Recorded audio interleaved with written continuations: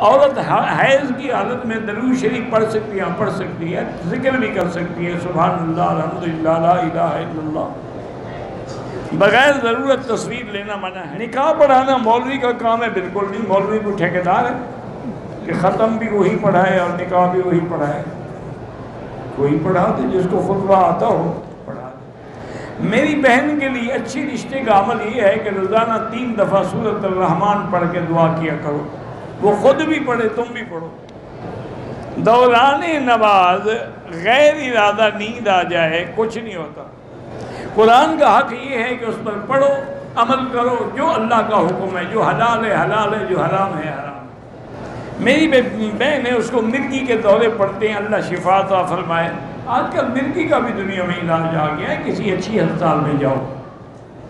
اگر وہی مسلمان غیر اسلامی ملک میں نوکری کرتا ہو یا ایسے مسافری کا زیادہ ٹائم گزارا ہو تو یہ آدمی زنا کے ڈر کی وجہ سے ہاتھ سے اپنی شہوت مٹا سکتا نہیں مٹا سکتا، گناہ ہے۔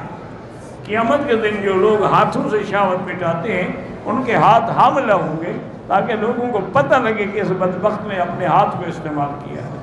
ہاتھ کھانے کے لیے ہے، شہوت مٹانے کے لیے نہیں ہے۔ میں پتہ نہیں کیا ہے جی کہ لڑکی کے گھر والے، تو میں خود لڑکی کے گھر میں رشتے کی دعوت کے طور پہ جا سکتا ہوں، اپنے والدین سے کہیں وہ جا کے رشتہ مانگے، رشتے خود نہیں مانگے جا۔